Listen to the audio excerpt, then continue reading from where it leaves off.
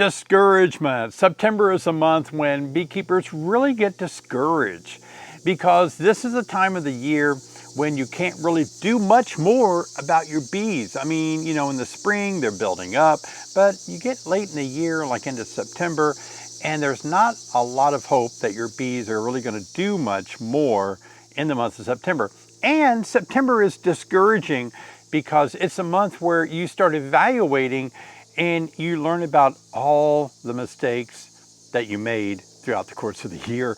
Or maybe you think about all the things that you should have done all year long and you didn't do, and it resulted in your bees not doing as well as they could be doing.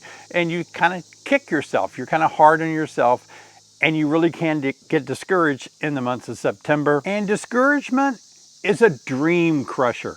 Let's face it, when you got into beekeeping, maybe this year, you had all these great dreams. You thought, I'm gonna have tons of honey, I'm gonna have tons of cool wax to make candles, I'm gonna make lip balm, I'm gonna use that wax to make soap, I'm gonna collect the pollen, this is all natural, I'm gonna pollinate my garden, I'm gonna become somebody that can sell honey at the local market, this is gonna be so cool, and you had all these dreams. September is a month where you kind of realize, well, that didn't happen. It can be a dream crusher. Now, for some of you, it did happen. Congratulations, good for you. But some of you might be facing discouragement, and I want to talk about that today because discouragement really does destroy our joy and our happiness. Discouragement causes us to become irritable. Discouragement makes us critical. Discouragement causes us to lose focus. And here's the big one. Here's what's really bad.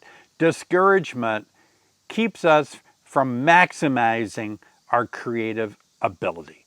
And you know, we all have a great time being creative.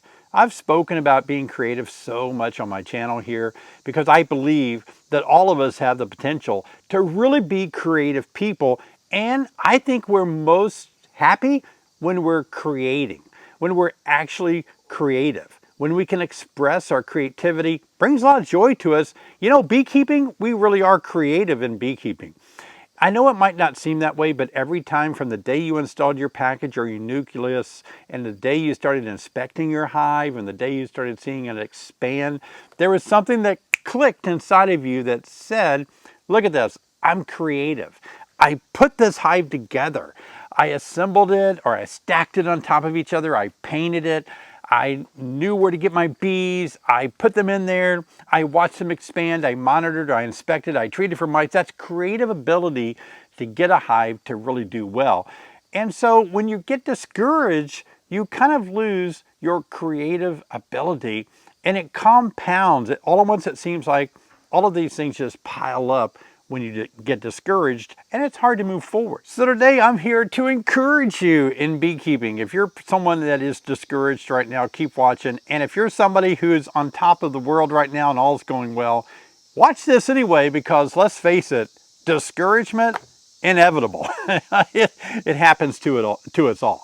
In fact, I want to share with you, I was on my live stream last night, had a ball on the live stream, and I shared 4 things that took me 20 years to discover.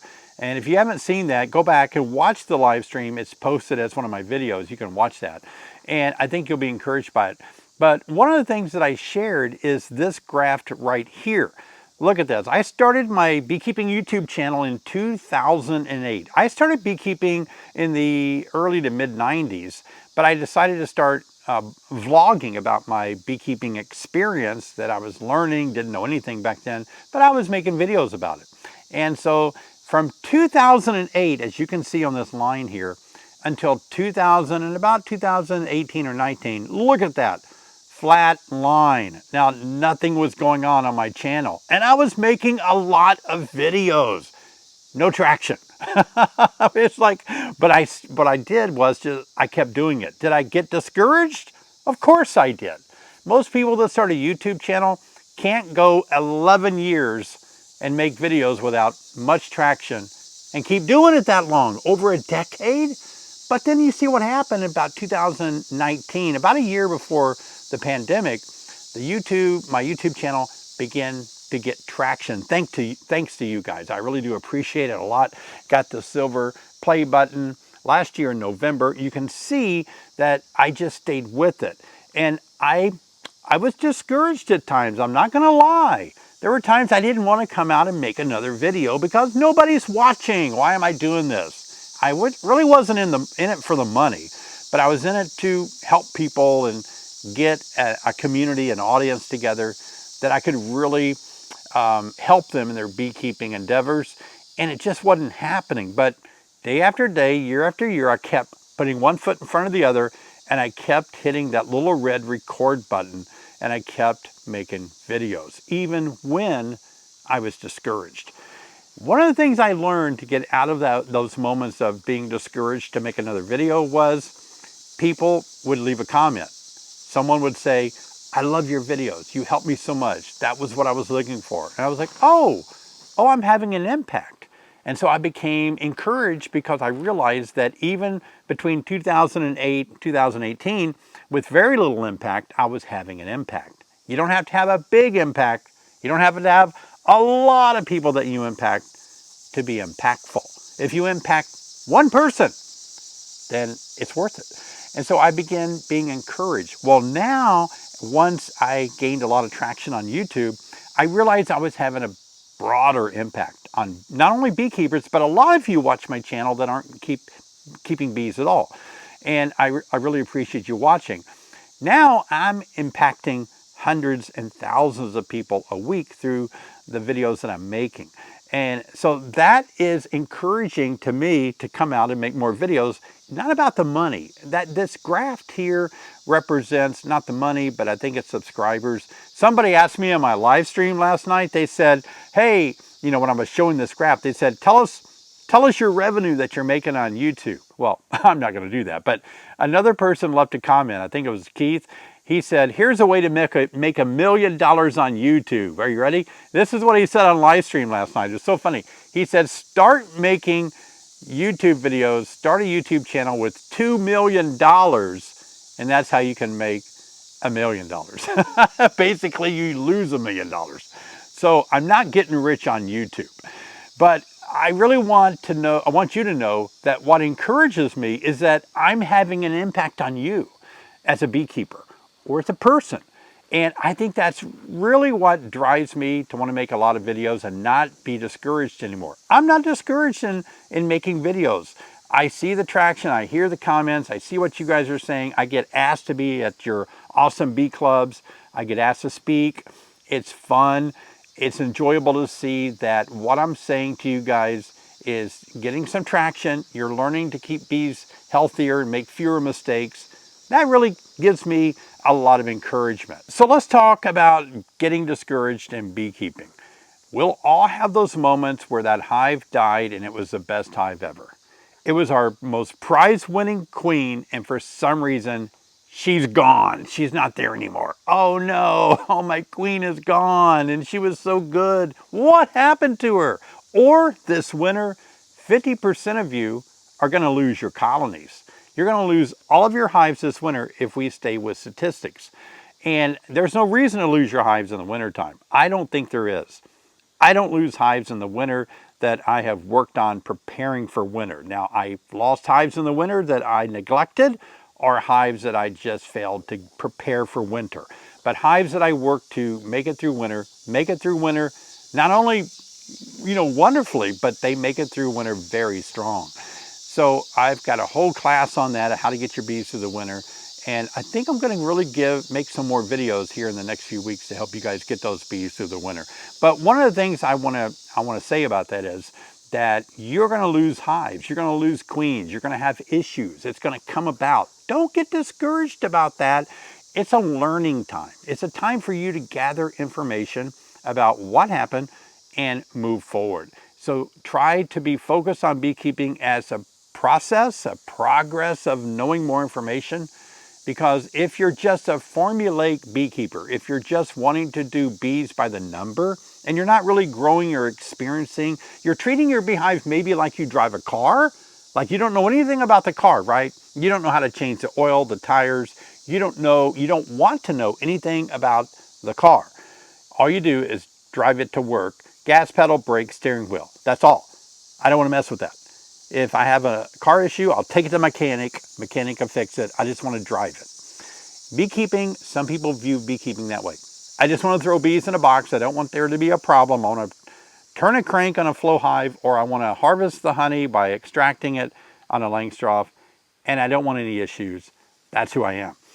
That's going to be kind of rough for you because there isn't a beekeeping mechanic that you can take your hive to. Not even a beekeeping doctor. You're not going to get a veterinarian to come out and look at your hive. Yeah, you might. Okay, you might, but there are not many out there that will do that. And so what you're left to do is you're left to research it, learn, and become a very skilled beekeeper that not only knows the science behind beekeeping, but also knows the art and the skill and have the experience to keep your colony strong. And you need to enjoy that. You need to enjoy it. Some people love their cars, and they have cars that they work on, they polish, they wax, they clean, they fine tune, they put a new carburetor in there, they put in a new transmission. Those are the people that really love cars. I've been that person before. I don't do that much anymore, but I've had not nice cars, but I've had old junkers that I've replaced the transmission myself on. Or I've had cars that I didn't have any money really to scrape together and get it fixed. So I had to change my starter. You know, I had to change my alternator myself. I had to put a new radiator in a car once. I mean, I just didn't have the money to have anybody else do it. I bought the parts and figured it out. But it gave me a sense of feeling good about it. My dad taught me once, you know, back in the 60s growing up with cars, most families kind of worked on their own cars. It was simpler. They were easier to work on. But my dad taught me, David, he said, when you work on your own car and you fix something, you know that it was done right because you saw it and you weren't finished until it was finished correctly. And so, you know, you take your car to somebody else. Like one time recently, I had an oil change. Took it to the dealership. The dealership had the oil changed in my truck. I'm driving down the road, pulling a big red trailer full of bee stuff. I'm smelling oil burning. What? What's going on? It's a new truck. It's not that old. I pull over. There's kind of smoke coming out of my hood. Guess what happened? The dealership failed to put the cap on the engine where the oil goes in. So when you're running an engine like that, the oil is spraying up, getting onto, you know, all of the hot engine and burning off. I called the dealership up and I said, took a picture or whatever. I said, you didn't put the cap on. Fortunately, they came out, they drove it back, cleaned it, changed the oil, blah, blah, blah. So sometimes when you have other people do stuff for you, it's not done right. I'm not trying to be critical of other people. Some people can do things for you and it's wonderful. But just know that when you do it yourself, it's done right. In beekeeping, when you do it yourself, when you do your own research, my voice is changing. Did you hear that? I'm going through puberty, I guess, my second puberty. But when you do it yourself, then you know why you're doing things in your beehive. You understand bees, and that's what you need to grow and become. Somebody that year after year, you're gaining knowledge, you're gaining experience. Don't get discouraged because now you have more knowledge that next year you know what to look for, you know what to do. You have a list of things that you weren't so good at last year that this year you're going to be better at. And just don't get discouraged. Now, one of the ways that you need to level up is by looking at some, I wanted to share one more thing. Last night during the live stream, Brenda shared a great comment. And I wanted to read that because I was encouraged last night during the live stream. She says this, first-year beekeeper, I watch your videos often, so much to learn. I made so many mistakes this year, but I'm not giving up. Thanks for your encouraging words. Wow, see that? Now that's really powerful. Thank you, Brenda, because I'm offering encouraging words today so that you won't give up. Brenda admits that she made mistakes. You'll be a really good beekeeper when you can not have such an ego problem that you can't admit that you made a mistake. Admit it. Like, oh man, I should have, like for me this year, darn, I made a mistake. I should have been more on top of my small hive beetles in my new apiary. Kind of didn't do that like I should have. And I got a lot of beetles down in the shade down there in that new apiary. I'm fighting beetles. I could have been on top of that. I could have put beetle traps in there earlier, but life gets in the way. Am I kicking myself? Am I discouraged? Nah, I'm just going to fight beetles. I learned my lesson. I made a mistake. Big deal. All right, who cares, right? It's bees. It's not all that big of a deal. There's greater things in the world to be concerned about. But I'm learning now, how do you now I've had beetles before. Once before I bought out a commercial beekeeper, and I had a real bad beetle problem. It's not that bad. My beetles today aren't that bad. They're just bad in a few hives. But I understand that we all make mistakes. It's gonna happen. Don't beat yourself up too long. Maybe 10 minutes and then move on. Okay? All right. But I want to share with you what you need to think about in helping you not get discouraged about beekeeping is some books. Now, Sherry and I have our books back on the shelf and ready to ship out. Though some of you have been really kind of getting on to me about why aren't your books available. Simon & Schuster are the book publishing company, and so we finally got books from them, and it's finally a good thing because you've been asking for this book so much. But let me encourage you to read this, especially if you're thinking about getting into beekeeping, or if you just want to know about Sherry and my personal story in beekeeping. It's fun to read, but it has a lot of new beginner information in it. You buy it from our website today and we'll autograph it, send it out to you autographed. You can get them on Amazon, but they won't be autographed. Another book I want to tell you about that I mentioned in my live stream that a lot of you were asking us, what was that title? I missed it when David talked about it in the live stream. This book is called The Biology of the Honeybee by Mark Winston. Now, this is really a go-to book for me.